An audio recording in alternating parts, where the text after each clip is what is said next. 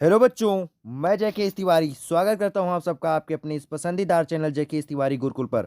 और सुनाओ क्या हाल चाल है। तो आज इस क्लास में हम जो 0.2 सीरीज में क्लास 12 के फिजिक्स को पढ़ने वाले हैं, जिसका यह लेक्चर नंबर 3 है। इससे पहले की क्लासें मैं दे चुका हूं, तो यदि आप लोगों ने नहीं देखी है तो जाकर देख लीजिएगा। मेरे चैनल पर आप लोगों को वीडियो मिल जाएगा। और इस क्लास में मैं आप लोगों को बुक 2 के ऑप्टिक्स पार्ट के महत्वपूर्ण आंकिक प्रश्नों को कराने वाला हूं। और यह वीडियो सभी बोर्ड एग्जाम के बच्चे देख सकते हैं। और मैं आप लोगों से रिक्वेस्ट करता हूं कि प्लीज़ इस क्लास को बीच में छोड़कर मत जाइएगा, क्योंकि जो भी न्यूमेरिकल मैं आप लोगों को पढ़ाने वाला हूं, ये पिछले वर्ष आपके बोर्ड एग्जाम में पूछे जा चुके हैं। तो यह क्लास आप लोगों के लिए वेरी इम्पॉर्टेंट है। और इतनी गारंटी लेता हूं कि यदि आप लोगों ने इस वीडियो को लास्ट तक देखा तो 110% गारंटी के साथ ऑप्टिक्स पार्ट से आपका न्यूमेरिकल इस वीडियो से फंस जाएगा। और यदि आप हमारे साथ जुड़े रहे तो आप अपने बोर्ड एग्जाम में एक अच्छा मार्क्स ज़रूर लेकर आओगे। और कुछ दिन से आप लोगों की क्लासें नहीं हो पा रही हैं, सो उसके लिए सॉरी, क्योंकि मेरा एग्ज़ाम था और अब मेरा एग्ज़ाम फाइनल हो चुका है और आप लोगों का एग्ज़ाम डेली का डेली नज़दीक ही आ रहा है। तो मैं कोशिश करूँगा कि आने वाले सप्ताह से जो शेड्यूल आप लोगों को इस स्क्रीन पर दिखाई दे रहा है, इस शेड्यूल के अनुसार डेली आप लोगों को क्लासें मिलें। तो यह मेरे चैनल का टाइम टेबल है, इसका आप लोग स्क्रीनशॉट ले लीजिए। और यह सभी बोर्ड एग्ज़ाम के बच्चों के लिए है, क्योंकि हर एक बोर्ड एग्ज़ाम में NCERT पैटर्न ही चलता है और मैं आप लोगों को NCERT पैटर्न ही पढ़ाता हूँ। तो इससे आप लोगों को यह मालूम हो जाएगा कि मैं किस दिन कौन सी क्लास किस क्लास वाले बच्चों को पढ़ाऊँगा। और क्लास स्टार्ट करने से पहले आप लोगों के लिए एक मोटिवेशनल थॉट है कि सक्सेस की सबसे खास बात यह है कि वो पसीना बहाने वाले पर ही जान लुटाती है। यानी कि यदि आपके अंदर मेहनत करने की ताकत है, मेहनत करने की क्षमता है, पसीना बहाने की क्षमता है, तो आप कोई भी काम करो सक्सेस जरूर हो जाओगे। और चलो फिर क्लास को स्टार्ट करते हैं। तो इस क्लास का क्वेश्चन नंबर फर्स्ट है कि वायु में प्रकाश की चाल 3 × 10⁸ मीटर प्रति सेकंड है। 1.5 अपवर्तनांक वाले कांच में प्रकाश की चाल होगी। तो ऑप्शन नंबर ए है 1.5 × 10⁸ मीटर प्रति सेकंड। ऑप्शन नंबर बी है 2 × 10⁸ मीटर प्रति सेकंड। और सी है 1.8 × 10⁸ मीटर प्रति सेकंड। और डी है 2.5 × 10⁸ मीटर प्रति सेकंड। और आप लोग एक बात यह ध्यान दीजिए कि यदि आप लोगों को ये क्वेश्चन ऑप्शनल मिल रहे हैं तो आप किसी भी प्रकार से उसका सल्यूशन करके राइट वाला ऑप्शन पर टिक लगा दोगे। मगर यदि यही क्वेश्चन आप लोगों को थ्योरेटिकल मिल रहे हैं, तब आप लोगों को जिस प्रकार से मैंने यहाँ पर सल्यूशन का PDF बनाया है, इसी प्रकार से आप अपने बोर्ड एग्जाम में सल्यूशन करना, तभी आप लोगों को एक अच्छा मार्क्स और प्रत्येक क्वेश्चन पर पूरा का पूरा मार्क्स मिलेगा। क्योंकि बोर्ड एग्जाम में अच्छा मार्क्स लाने के लिए आपको लिखने की कला भी होनी चाहिए। क्योंकि यदि आपको पूरा पेपर आ रहा है और लिखना आप नहीं जानते, तब आप पूरा का पूरा मार्क्स नहीं पा सकते। अर्थात बोर्ड एग्जाम में अच्छा मार्क्स लाने के लिए नॉलेज के साथ साथ आपको लिखने की कला भी होनी चाहिए। तो जिस प्रकार से मैंने इन न्यूमेरिकलों का PDF बनाया है, इसी प्रकार से आप अपने बोर्ड एग्जाम में इन न्यूमेरिकलों का सल्यूशन करना, जिससे आप एक अच्छा मार्क्स जरूर से जरूर अपने बोर्ड एग्जाम में लेकर आओगे। तो आप न्यूमेरिकल सॉल्व करने के समय सबसे पहली हेडिंग डालोगे हल, यानी कि हमने यहाँ से सल्यूशन करना स्टार्ट कर दिया है। उसके बाद में दिया है, अर्थात आपको क्वेश्चन में क्या क्या दिया गया है ये लिखना है। तो आपको क्या दिया गया है कि वायु में प्रकाश की चाल 3 × 10⁸ मीटर प्रति सेकंड है। यानी कि जो वायु में प्रकाश की चाल होती है उसे हम C से प्रदर्शित करते हैं। अर्थात आपको C का मान दिया गया है जो होता है 3 × 10⁸ मीटर प्रति सेकंड। सो हो जाएगा C = 3 × 10⁸ मीटर प्रति सेकंड। और अपवर्तनांक जिसे हम n से प्रदर्शित करते हैं वो दिया गया है 1.5। और एक बात आप लोग ये ध्यान रखिएगा कि जो अपवर्तनांक होता है उसका कोई भी मात्रक नहीं होता है। और माध्यम में प्रकाश की चाल जिसे हम b से प्रदर्शित करते हैं उसे हमें ज्ञात करना है। सो b = हम प्रश्नवाचक चिन्ह लगा देंगे। और इसके बाद में नेक्स्ट हेडिंग होगी हम जानते हैं, यानी कि इन तीनों का संबंध क्या होता है उससे रिलेटेड हमें सूत्र लिखना है ताकि हम लोगों को कैलकुलेशन करने पर आसानी से जिसका मान निकालना है वह मान हमें प्राप्त हो जाए। सो क्या होता है कि b = C/n, यानी कि जो प्रकाश की चाल होती है माध्यम में वो बराबर होती है निर्वात में प्रकाश की चाल अपान में माध्यम का अपवर्तनांक।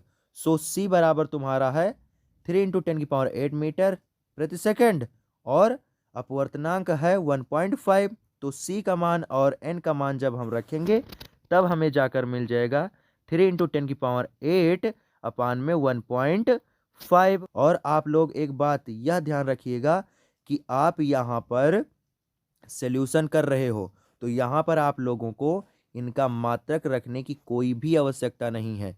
अब यहाँ से आपका दशमलव हटेगा तो ऊपर जाकर बन जाएगा 30। सो आपका आ जाएगा जाकर 30 गुणे में 10⁸ अपान में 15।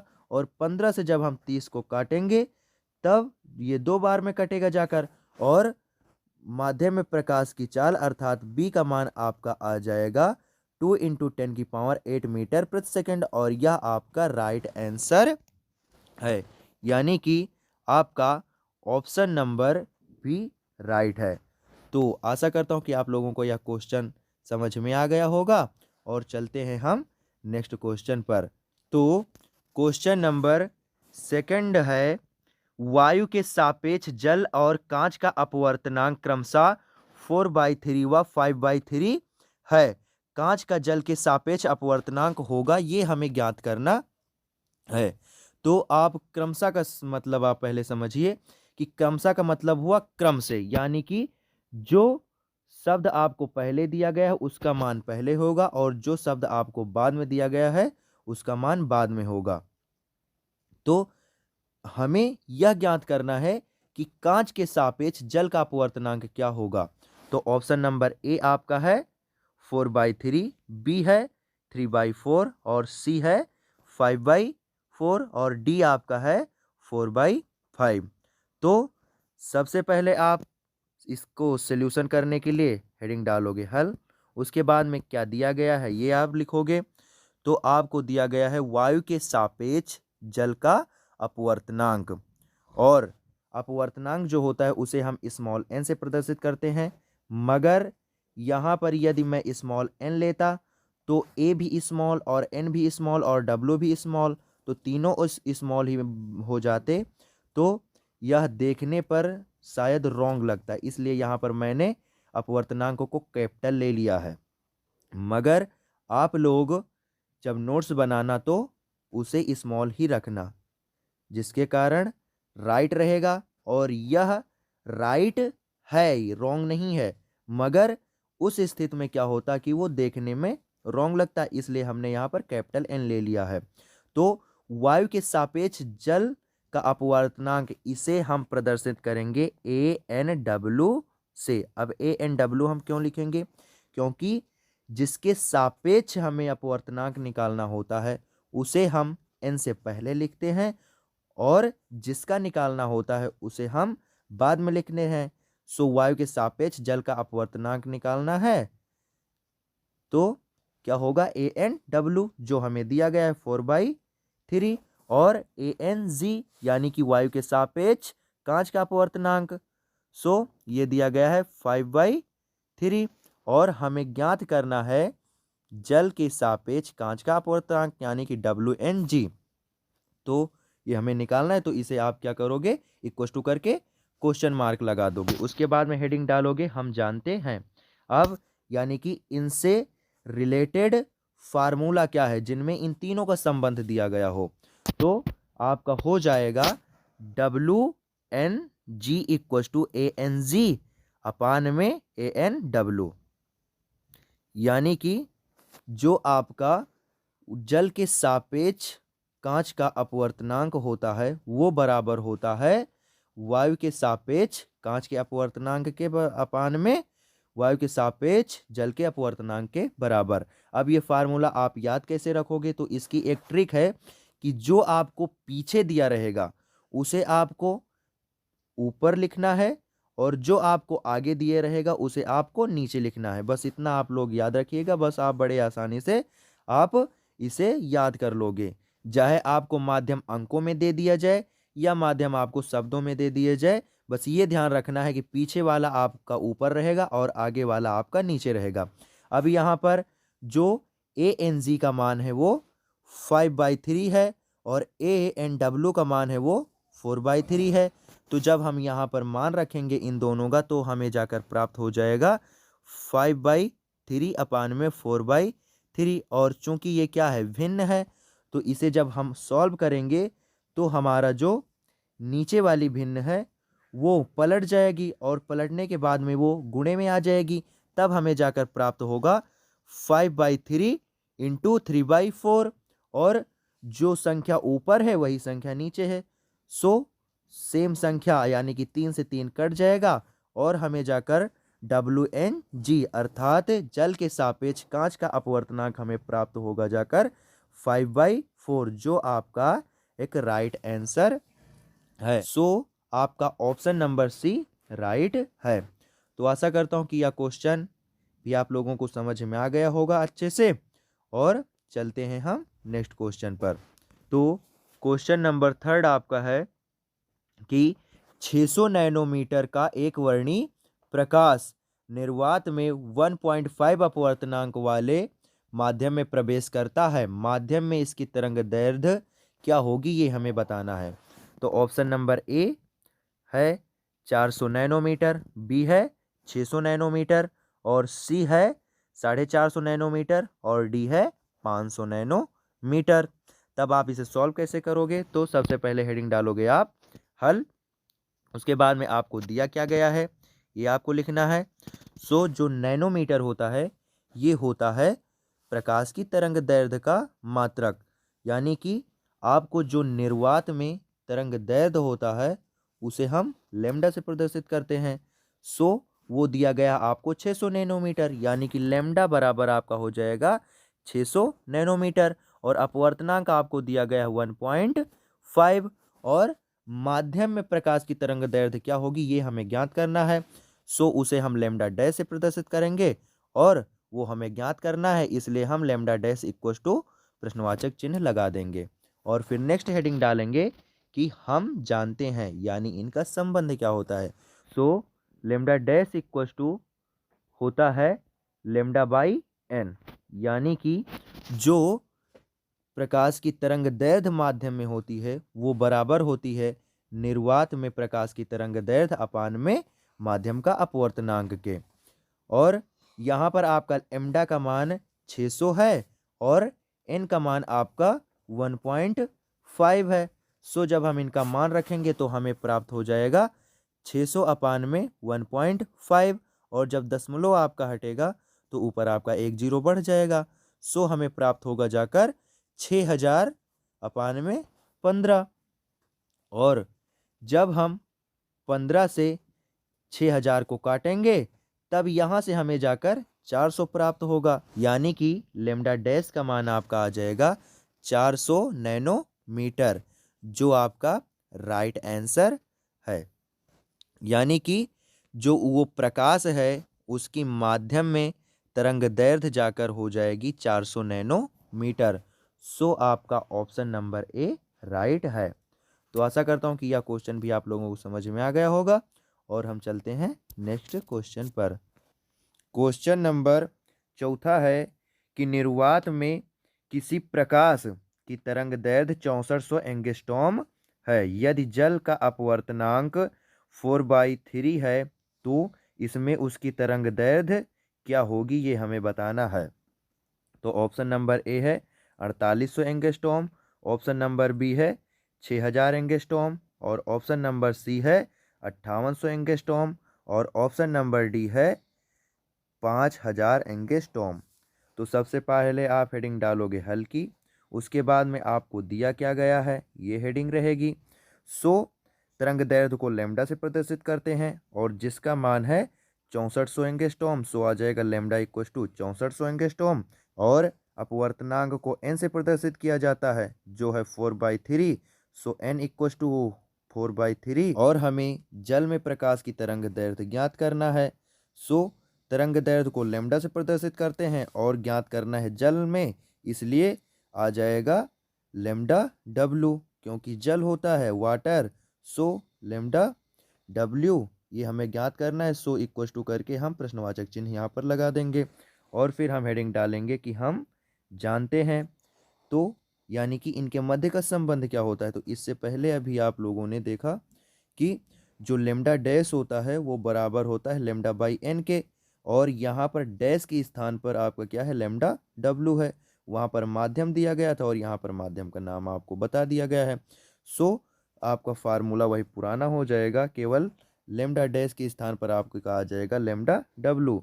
सो लेमडा डब्लू इक्व टू आ जाएगा लेमडा बाई एन, और लेमडा का मान आपका है 6400 और एन का मान आपका है 4/3। सो जब हम इनका मान रखेंगे तो हमें मिलेगा जाकर 6400 अपान 4/3। और चूंकि ये क्या है भिन्न है तो 3 आपका गुणे में आ जाएगा। सो हमें प्राप्त होगा जाकर 6400 गुणे 3/4, और 4 से जब हम 64 को काटेंगे तो वो 16 बार में कट जाएगा और हमें जाकर प्राप्त होगा 1600 गुणे में 3, और 1600 का जब 3 में गुणा होगा तब हमें जाकर मिल जाएगा 4800। सो हमें जल में जो उस प्रकाश की तरंग दैर्ध्य अर्थात लेमडा डब्लू का मान प्राप्त हो जाएगा 4800 एंगस्ट्रॉम, जो आपका राइट आंसर है। यानी कि आपका ऑप्शन नंबर ए क्या है राइट है। तो आशा करता हूँ कि यह क्वेश्चन भी आप लोगों को समझ में आ गया होगा और यह एकदम बेसिक वाला है, कोई बहुत कठिन नहीं है। अभी आगे आपका क्रम कठिन वाला आ रहा है, तो अभी आप लोग परेशान नहीं होएगा, इसीलिए मैं आप लोगों को एकदम बेसिक से सारी बातें बता रहा हूँ। और जितना बेसिक से मैं आप लोगों को बता रहा हूँ, हमारी समझ से इतना बेसिक तो यूट्यूब पर भाई कोई और नहीं बताता। तो आप लोग वीडियो के अंत तक जरूर रुकिए, आप लोगों को कुछ ना कुछ बेनिफिट जरूर मिलने वाला है।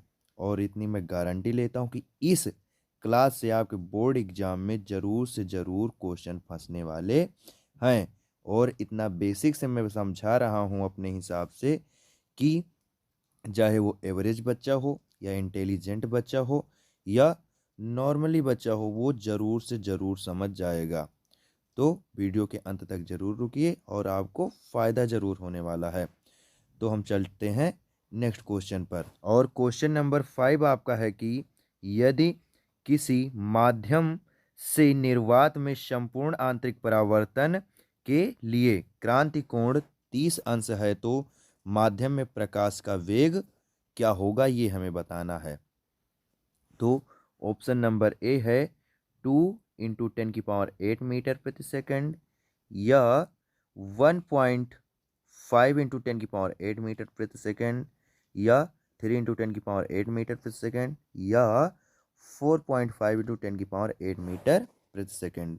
तो सबसे पहले आप हल्की हेडिंग डालोगे और आपको दिया क्या गया है ये आपको लिखना है। सो क्या बता रहे हैं कि माध्यम में आपको पूर्ण आंतरिक परावर्तन लेना है और हमें बताना है प्रकाश का वेग। सो जब प्रकाश आ गया तो यहाँ पर हमें निर्वात में प्रकाश की चाल क्या होती है इसकी आवश्यकता जरूर पड़ेगी, क्योंकि हमें वेग निकालना है माध्यम का। सो आपका निर्वात में प्रकाश की चाल जिसे हम c से प्रदर्शित करते हैं वो होता है 3 × 10⁸ मीटर प्रति सेकंड। सो आपका c का मान आ जाएगा 3 × 10⁸ मीटर प्रति सेकंड। और क्रांति कोण को हम c से प्रदर्शित करते हैं। सो सी इक्वल टू आ जाएगा आपका 30 अंश, और माध्यम में प्रकाश की चाल जिसे बी से प्रदर्शित किया जाता है उसे हमें ज्ञात करना है, इसलिए हम इक्वल टू वहाँ पर प्रश्नवाचक चिन्ह लगा देंगे। और फिर अब यहाँ पर आपको हेडिंग डालना है हम जानते हैं। अब यहाँ पर आपको दो फार्मूले का प्रयोग करना पड़ेगा। पहला तो हम जिससे अपवर्तनांक निकालेंगे, और दूसरा अपवर्तनांक निकलने के बाद हम वेग निकालेंगे, जिससे रिलेटेड आप क्वेश्चन नंबर फर्स्ट कर चुके हो। सो जो अपवर्तनांक होता है वो बराबर होता है 1/sin सी के, यानी कि अपवर्तनांक 1/sin और क्रांति कोण का मान जो होता है उसके बराबर होता है। तो यहाँ पर हम 1 और sin सी का मान क्या है आपका 30, सो आ जाएगा 1/sin 30, और sin 30 का मान होता है 1/2, सो यहाँ से हमें मिल जाएगा 1/1/2। अब ये क्या है, भिन्न है, तो 2 आपका गुणे में चला जाएगा और 2 का 1 से गुणा होगा, तो हमें मिलेगा जाकर 2/1। सो 1 हम अपान में लिखते नहीं, इसलिए n का मान हमें प्राप्त हो जाएगा 2। और मैं पहले ही बता चुका हूँ कि अपवर्तनांक का कोई भी मात्रक नहीं होता, so only one n equal to 2 आ जाएगा। अब n का मान हमें प्राप्त हो गया। और इससे पहले क्वेश्चन में मैं आप लोगों को बता चुका हूँ कि जो b होता है वो c/n होता है, यानी कि माध्यम में प्रकाश की चाल होती है निर्वात में प्रकाश की चाल अपान में उस माध्यम के अपवर्तनांक के बराबर। सो c का मान आपका है 3 × 10⁸, और अपवर्तनांक आपका आ गया है 2। सो यहाँ पर जब हम मान रखेंगे तो हमें मिल जाएगा 3 × 10⁸/2, और 2 क्या करेगा, 3 को काटेगा। सो हमें यहाँ से माध्यम में प्रकाश की चाल अर्थात b का मान मिल जाएगा v इक्वल टू 1.5 × 10⁸ मीटर प्रति सेकंड, जो आपका राइट आंसर है, यानी कि आपका ऑप्शन नंबर बी राइट है। और मैं भी क्लासें करता हूँ, अभी मैंने अपनी पढ़ाई बंद नहीं की, और मैं भी देखता हूँ कि जो टीचर आते हैं वो क्या करते हैं, केवल टिक लगवा देते हैं, ये राइट है, ये राइट है, ये राइट है। अभी ये राइट कैसे है, ये तो स्टूडेंट को जानना जरूरी ही है ना, क्योंकि प्रत्येक बच्चा अपने आप माइंड नहीं लगा सकता कि ये राइट क्यों हुआ है। इसीलिए मैं बेसिक से प्रत्येक बच्चों के लिए एक एक बेसिक बताता हूँ। तो आप लोग भाई हमारे चैनल को सपोर्ट जरूर कीजिए और वीडियो के अंत तक जरूर रुकिए। सो आशा करता हूँ कि यह क्वेश्चन आप लोगों को समझ में आ गया होगा। तो हम चलते हैं नेक्स्ट क्वेश्चन पर। तो क्वेश्चन नंबर 6 आपका है कि एक उभयोत्तल लेंस की दोनों वक्रता त्रिज्याएं 20 सेंटीमीटर हैं तथा लेंस के कांच का अपवर्तनांक 1.5 है, लेंस की फोकस दूरी होगी। यानी कि हमें बताना है कि एक उभयोत्तल लेंस, उभयोत्तल का मतलब एक ऐसा लेंस जिसके दोनों तल उभरे होते हैं, उसे हम बोलते हैं उभयोत्तल लेंस, अर्थात उत्तल लेंस को ही उभयोत्तल बोला जाता है, क्योंकि उत्तल लेंस के ही दोनों जो तल होते हैं वो उभरे होते हैं। सो आप लोग यह जान लीजिए कि उत्तल लेंस को ही हम उभयोत्तल लेंस बोलते हैं। उसकी दोनों त्रिज्याएं, अब आप लोगों को यह तो मालूम है ही है कि जो लेंस होता है उसकी दो त्रिज्याएं होती हैं। सो दोनों त्रिज्याएं आपकी 20 सेंटीमीटर हैं, और उसका जो कांच है, अब यह तो मालूम है ही है कि जो लेंस होता है वो कांच का ही बना होता है, तो उस कांच का अपवर्तनांक 1.5 है। तब हमें बताना है कि उसकी फोकस दूरी क्या होगी। तब ऑप्शन नंबर ए दिया गया है 20 सेंटीमीटर, बी दिया गया है 10 सेंटीमीटर, और सी आपका है 40 सेंटीमीटर, और आपका डी यहाँ पर है 30 सेंटीमीटर। तो आप सबसे पहले हेडिंग डालोगे हल, और आपको दिया क्या गया है ये हेडिंग डालना है, और आपको दोनों वक्रता त्रिज्याएं यानी कि R1 और R2 दोनों क्या है आपकी 20 सेंटीमीटर ही है। तो यहाँ पर आप ध्यान दीजिए, ये आपका इमेजिन करो एक क्या हो गया, लेंस हो गया, ये आपका हो जाएगा R1 और ये हो जाएगा आपका R2। तो जो आपका R1 है इसकी दूरी प्रकाशिक केंद्र से दाईं ओर को नापी जाएगी, इसलिए R1 का मान आ जाएगा आपका प्लस का 20 सेंटीमीटर।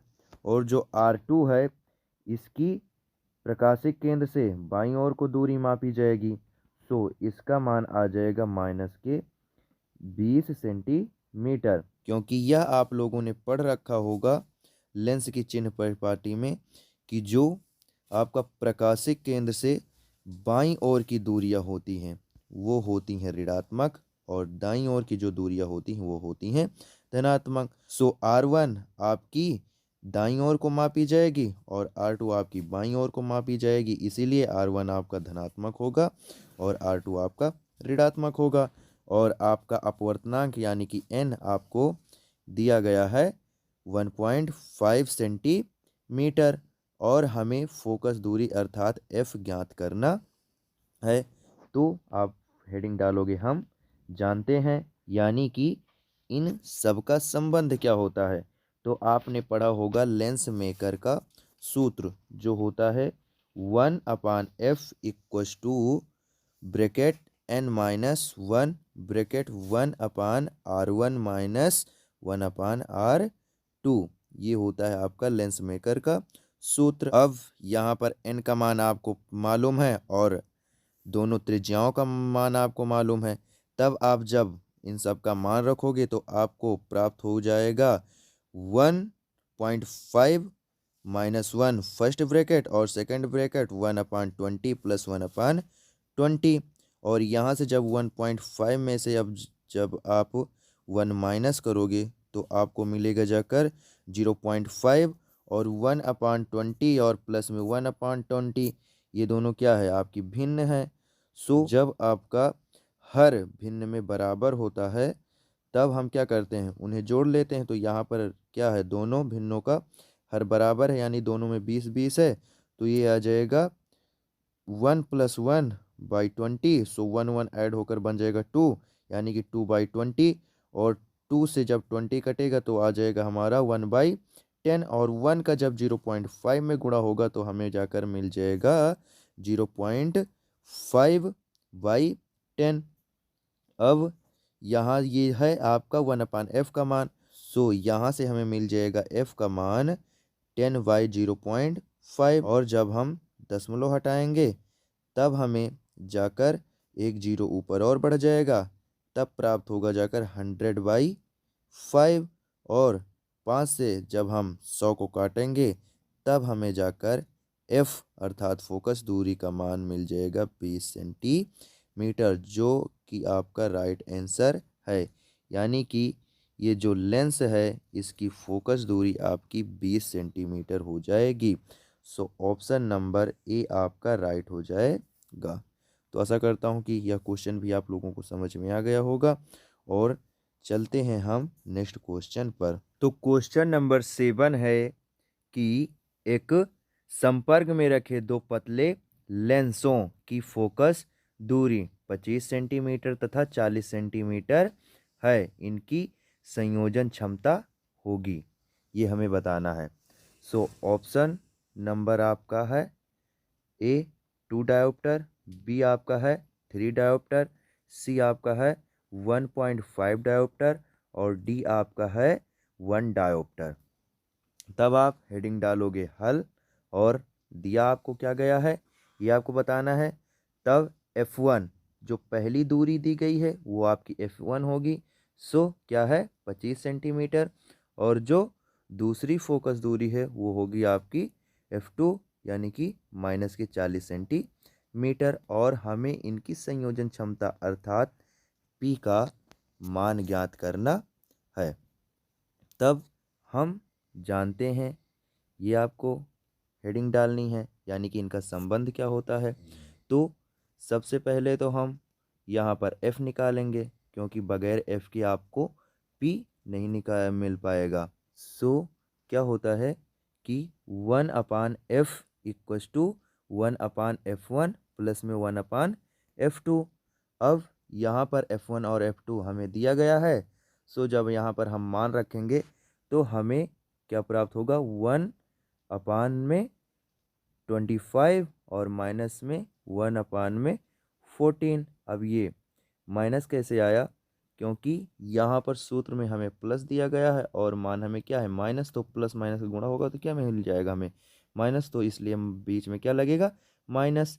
अब ये क्या है भिन्न है, और भिन्न में जब तक हर नहीं बराबर होता है तब तक क्या होता है, ना तो जुड़ता है ना ही घटता है। तब क्या होता है कि यहाँ यहाँ पर हम हर बराबर करेंगे तो 25 अट्ठे क्या होगा 200, और 40 पंचे भी क्या होता है 200। तो जब हम 25 में 8 से गुणा कर दें और 40 में 5 से गुणा कर दें तब हमें 200 मिल जाएगा। तब ऊपर और नीचे दोनों तो गुणा होता है, इसलिए नीचे भी 200 आ जाएगा 25 वाले पद में भी, और 40 वाले पद में भी नीचे आ जाएगा 200। दोनों में आ जाएगा 200, इसलिए हम टोटल अपान 200 ले लेंगे, और इधर 25 वाले पद में आपका 8 आएगा और 40 वाले पद में आपका 5 आ जाएगा।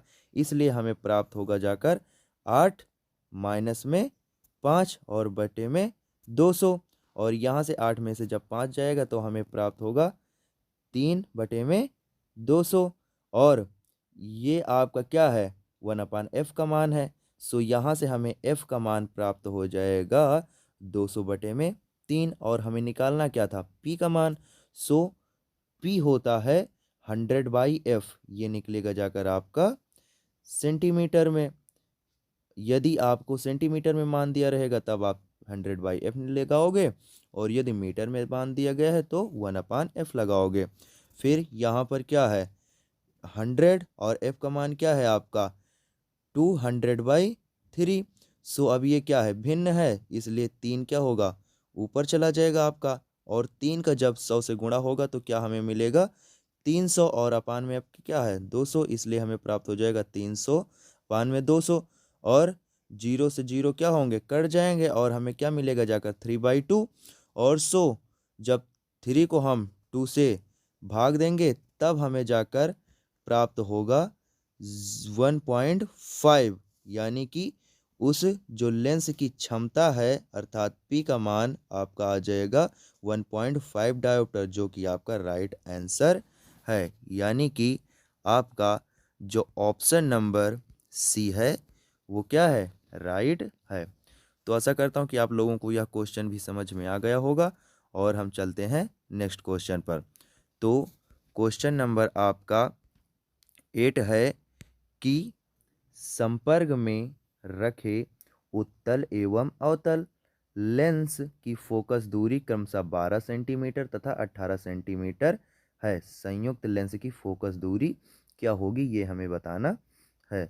तब आपका ऑप्शन नंबर ए हो जाएगा 40 सेंटीमीटर, बी हो जाएगा 36 सेंटीमीटर, सी आपका है 50 सेंटीमीटर, और डी आपका है 18 सेंटीमीटर।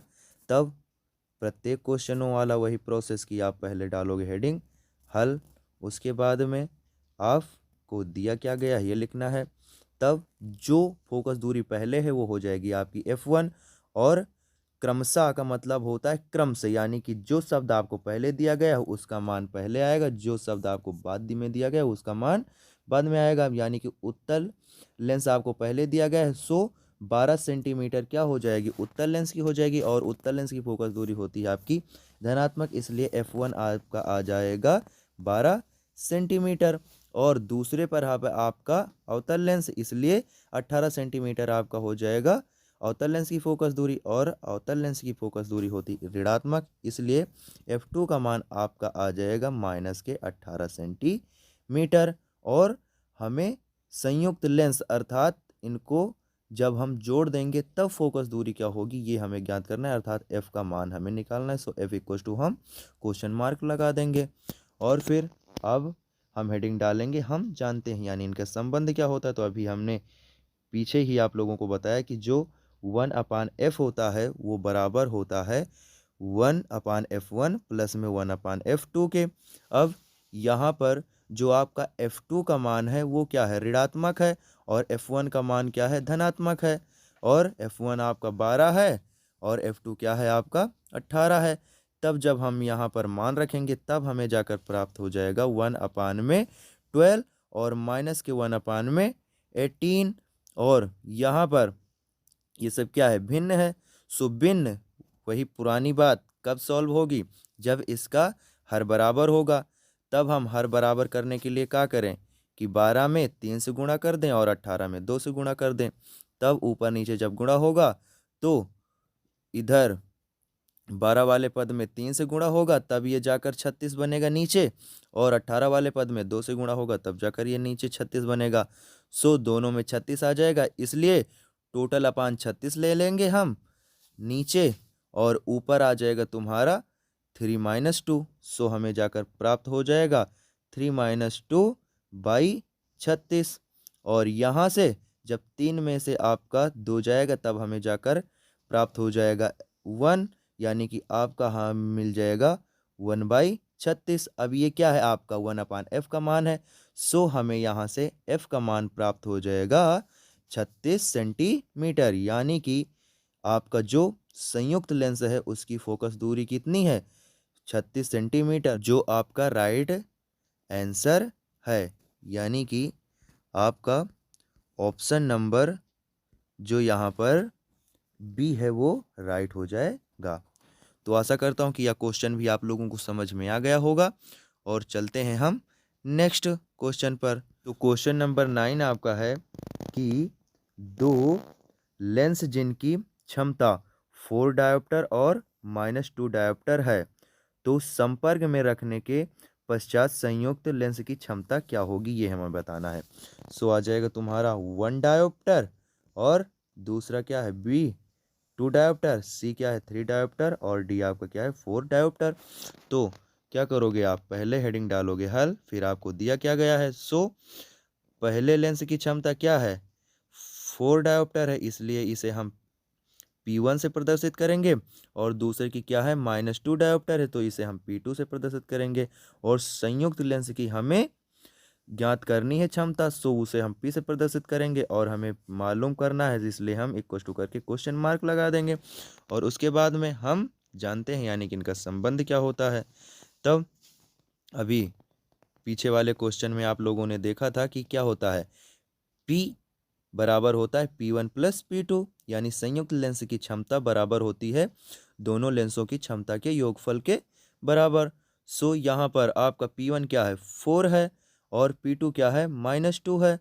सो प्लस माइनस का जब गुणा होगा तब हमें जाकर प्राप्त हो जाएगा 4 - 2, और जब यानी कि 4 में से 2 जब तुम्हारा जाएगा तब हमें जाकर मिल जाएगा 2, यानी कि आपका संयुक्त लेंस की जो क्षमता आएगी वो आ जाएगी 2 डायोप्टर, जो आपका आंसर राइट है। यानी कि आपका ऑप्शन नंबर बी क्या हो जाएगा, राइट हो जाएगा। सो आशा करता हूँ कि ये क्वेश्चन भी आप लोगों को समझ में आ गया होगा, और चलते हैं हम नेक्स्ट क्वेश्चन पर। तो आपका क्वेश्चन नंबर 10 है कि दो लेंस जिनकी क्षमता 5 डायोप्टर और -3 डायोप्टर है, तो संपर्क में रखने के पश्चात संयुक्त लेंस की फोकस दूरी क्या होगी, ये हमें बताना है। तो ऑप्शन नंबर ए है 50 सेंटीमीटर, ऑप्शन नंबर बी है -50 सेंटीमीटर, ऑप्शन नंबर सी है 25 सेंटीमीटर, ऑप्शन नंबर डी है -25 सेंटीमीटर। क्या होगा ये बताना है। तो हेडिंग पड़ेगी हल की, दिया क्या गया है ये लिखना है। P1 यानी कि पहले लेंस की क्षमता क्या है 5 डायोप्टर, और दूसरे लेंस की क्षमता अर्थात P2 क्या है -3 डायोप्टर, और F यानी दोनों की संयुक्त फोकस दूरी हमें ज्ञात करना है। तब क्या हो जाएगा, हम जानते हैं, ये आप हेडिंग डालोगे। और क्या होता है जो P होता है, अब F कैसे निकलेगा, बगैर P के तो F निकलेगा नहीं, तो यहाँ से हम क्या करेंगे P को निकालेंगे। तो जो P होता है वो होता है P1 + P2 के, और यहाँ पर P1 का मान आपको दे रखा है 5, और P2 का मान आपको दे रखा है 3। सो वो क्या है P2 आपका नेगेटिव है, इसलिए प्लस और माइनस का जब गुणा होगा तब यहाँ पर हमारा क्या आ जाएगा माइनस, यानी कि 5 + -3 जब ऐड होगा तब हमें जाकर मिल जाएगा 5 - 3, और जब 5 में से 3 जाएगा तब हमें क्या मिल जाएगा 2, यानी कि क्षमता क्या हो जाएगी संयुक्त लेंस की 2 डायोप्टर, और जब ये 2 डायोप्टर हमें क्षमता मिल गई है तब हमें सेंटीमीटर में निकालना है, ये क्योंकि ऑप्शन आपके सेंटीमीटर में ही तो दिए गए हैं। सो जो एफ होता है वो बराबर होता है सेंटीमीटर में 100/p के। सो यहाँ पर 100 आपको ये सूत्र का ही है, p क्या है आपका 2। सो जब हम 2 से भाग कर देंगे तब यहाँ पर क्या आ जाएगा आपका, तब फिर जब हम 2 से भाग करेंगे तो यहाँ पर हमें मिल जाएगा 50 सेंटीमीटर, जो कि आपका राइट आंसर है। यानी कि आपका जो ऑप्शन नंबर ए है वो राइट है। तो आशा करता हूँ कि यह क्वेश्चन भी आप लोगों को समझ में आ गया होगा, और चलते हैं हम नेक्स्ट क्वेश्चन पर। तो क्वेश्चन नंबर 11 है कि दो पतले लेंस संपर्क में रखे हैं और एक लेंस की फोकस दूरी 30 सेंटीमीटर है, इनकी संयुक्त फोकस दूरी 15 सेंटीमीटर है, तो दूसरे लेंस की फोकस दूरी होगी। यानी कि इस क्वेश्चन के कहने का मतलब है कि आपके दो लेंस हैं जिसमें से एक की फोकस दूरी 30 सेंटीमीटर है और संयुक्त फोकस दूरी हो जाएगी 15 सेंटीमीटर, तब हमें बताना है दूसरे लेंस की फोकस दूरी क्या होगी। तो ऑप्शन नंबर ए हो जाएगा 30 सेंटीमीटर, बी हो जाएगा 150 सेंटीमीटर, और सी है 20 सेंटीमीटर, व डी है आपका 25 सेंटीमीटर। तब आप क्या करोगे, वही पुराना ही प्रोसेस, सबसे पहले हल, फिर दिया गया है, तब दो पतले लेंसों में से पहले पतले लेंस की फोकस दूरी दी गई है, यानी कि F1 क्या है आपका 30 सेंटीमीटर, और इनकी संयुक्त फोकस दूरी F दी गई है, वो क्या है 15 सेंटीमीटर, और हमें दूसरे लेंस की फोकस दूरी अर्थात F2 को ज्ञात करना है। तो अब हम जानते हैं यानी कि इनका संबंध क्या होता है। सो 1/f = 1/f1 प्लस में 1/f2, मगर हमें 1/f नहीं निकालना है बल्कि F2 निकालना है। सो यहाँ पर F2 के लिए हम क्या करेंगे, F1 को दूसरे पक्ष में भेज दें, तब एक नया फार्मूला बनेगा जाकर 1/f2 = 1/f माइनस 1 में F1। अब यहाँ पर F और F1 हमें दिया गया है, बस यहीं पर मान रख देंगे, तब मान रखने के बाद हमें मिल जाएगा 1 में 15 माइनस 1 में 30। तो अब ये क्या है, ये भिन्न में परिवर्तित हो गया, मगर जो भिन्न होता है वो बगैर हर समान होए ना तो जुड़ता है ना ही घटता है। तब हर समान करने के लिए हम क्या करें, 15 वाले पद में 2 से गुणा कर दें, तब क्या होगा, ये भी 30 हो जाएगा, वो भी 30 हो जाएगा। तब अब जब 2 से गुणा करेंगे तो दोनों पदों में 30 होने के पश्चात हम टोटल अपान 30 ले लेंगे, और इधर 15 वाले पद में क्या हो जाएगा 2, और उधर हो जाएगा -1। सो हमें प्राप्त होगा जाकर 2 - 1/30, और यहाँ से 2 में से 1 जाएगा तब हमें क्या मिलेगा 1। सो 1 में F2 हमें प्राप्त होगा जाकर 1/30, और ये क्या है 1/F2 है। सो F2 का मान हमें प्राप्त हो जाएगा 30 सेंटीमीटर, जो कि आपका राइट आंसर है। यानी कि आपका जो ऑप्शन नंबर ए है वो क्या है, राइट है। तो आशा करता हूँ कि यह क्वेश्चन भी आप लोगों को समझ में आ गया होगा, और चलते हैं हम क्वेश्चन नंबर 12 पर।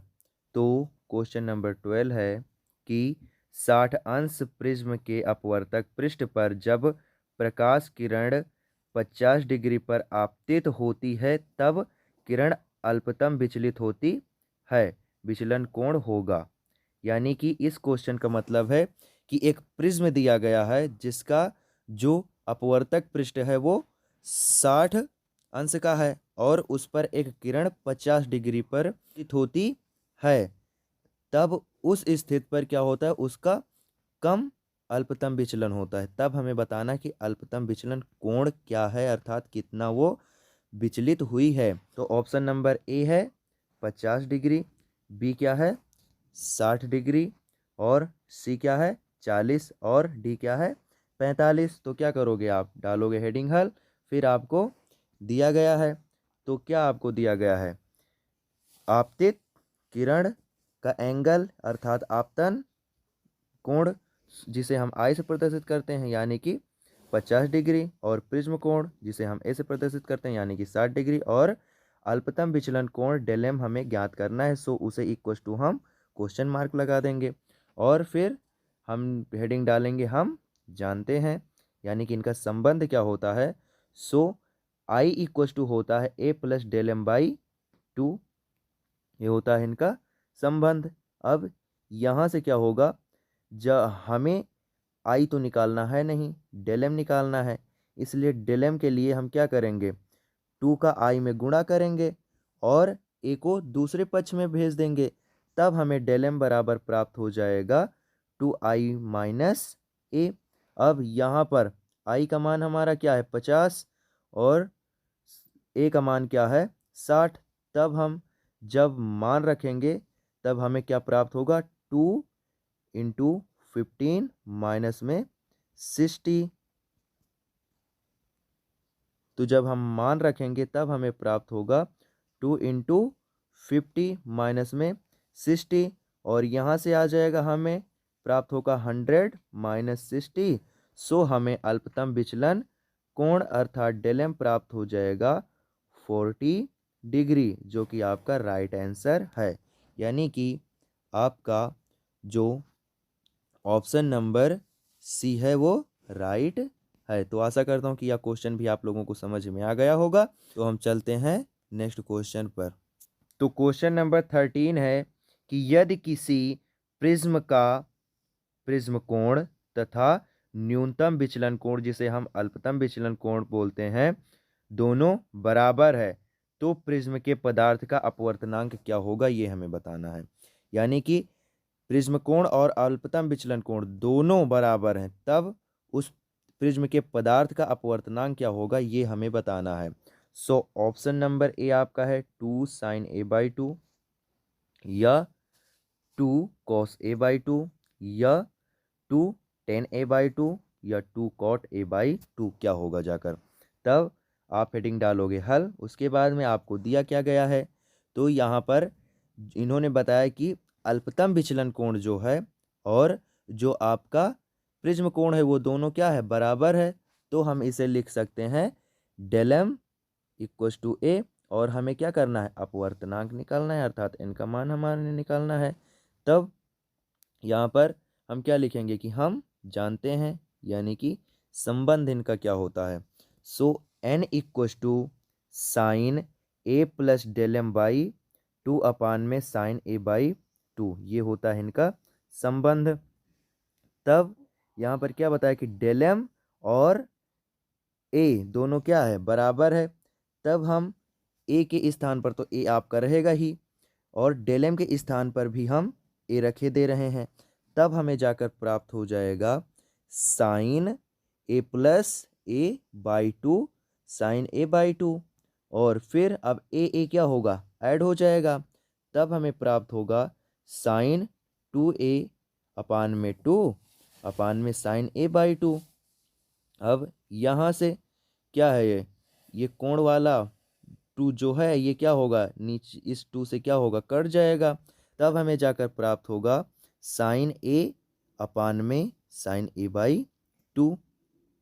और आप लोगों ने एक फार्मूला पढ़ा होगा कि जो साइन ए होता है वो बराबर होता है 2 साइन ए बाई 2 और डॉट कॉस ए बाई 2 के बराबर। तो हम उसी फार्मूले को यहाँ पर रख देंगे, और आप लोगों ने साइन ए का एक और आप लोगों ने टेग्नोमेट्री में एक फार्मूला पढ़ा होगा साइन ए का, जो होता है 2 sine A by 2 dot cos A by 2। तो उसी को हम यहाँ पर रख देंगे, तब क्या बनेगा जाकर n इक्वस टू, तो बनेगा जाकर n equals to 2 sine A by 2 dot cos A by 2 अपान में साइन ए बाई 2। अब यहाँ पर नीचे भी साइन ए बाई 2 है और ऊपर भी साइन ए बाई 2 है, तो साइन ए बाई 2 से साइन ए बाई 2 कट जाएगा और हमें अपवर्तनांक का मान प्राप्त हो जाएगा 2 कॉस ए बाई 2, जो कि हमारा क्या राइट आंसर है। यानी कि option number B 2 cos a by 2 क्या होगा, राइट हो जाएगा। तो आशा करता हूँ कि यह क्वेश्चन भी आप लोगों को समझ में आ गया होगा, और बाई चांस यदि कोई क्वेश्चन समझ में नहीं आ रहा है तो प्लीज़ वीडियो को बैक कर लीजिए, ज़रूर समझ में आ जाएगा। तो हम चलते हैं नेक्स्ट क्वेश्चन पर। तो क्वेश्चन नंबर 14 है। अब उतने हमने न्यूमेरिकल वाला लिया था, ये आपका न्यूमेरिकल नहीं है, यह केवल ऐसे बहुविकल्पी है, तो इसमें केवल ऑप्शनल ही होगा। तो 14वां आपका हो जाएगा कि सामान्य नेत्र के लिए स्पष्ट दृष्टि की न्यूनतम दूरी होती है। यानी कि हमें ये बताना है कि जो सामान्य नेत्र होता है अर्थात स्वस्थ आँख होती है, उसके लिए न्यूनतम दूरी यानी निकटतम बिंदु क्या होता है। तब आप लोगों ने पढ़ा होगा कि जो सामान्य नेत्र की न्यूनतम दूरी होती है वो होती है 25 सेंटीमीटर। यानी कि इसमें जो आपका ऑप्शन नंबर बी है वो क्या है, राइट है। अर्थात यदि हम अपने आँखों से 25 सेंटीमीटर से कम दूरी पर देखेंगे तो वह हमें अच्छे से दिखाई नहीं पड़ेगा।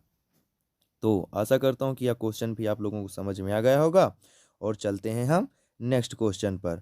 तो क्वेश्चन नंबर 15 है कि सामान्य नेत्र के लिए स्पष्ट दृष्टि की अधिकतम दूरी है। यानी कि हमें ये बताना है कि हम अपने सामान्य नेत्र से कितनी दूर की वस्तु अच्छे से देख सकते हैं। तब आप लोगों ने पढ़ा होगा कि जो सामान्य नेत्र की अधिकतम दूरी होती है वो अनंत होती है। यानी कि दूरी निर्धारित नहीं की गई, हम अनंत ऊंचाई तक देख सकते हैं और हमें आँखों से अपने स्पष्ट ही दिखाई पड़ेगा। एग्जाम्पल के लिए आकाश कोई कम ऊंचाई पे तो है नहीं, मगर हम क्या करते हैं, अच्छे प्रकार से देख लेते हैं ना। इसीलिए जो सामान्य नेत्र की स्पष्ट दृष्टि होती है वो दूर के लिए वो होती है जाकर अनंत। तो आशा करता हूँ कि आज की क्लास आप लोगों को बहुत अच्छी लगी होगी, और यदि आपने इस क्लास से कुछ सीखा है और ये क्लास आप लोगों को पसंद आई है तो हमारे चैनल को सब्सक्राइब करो और वीडियो को लाइक करो, तथा इस वीडियो को उन बच्चों के पास शेयर करो जिनको इसकी आवश्यकता है।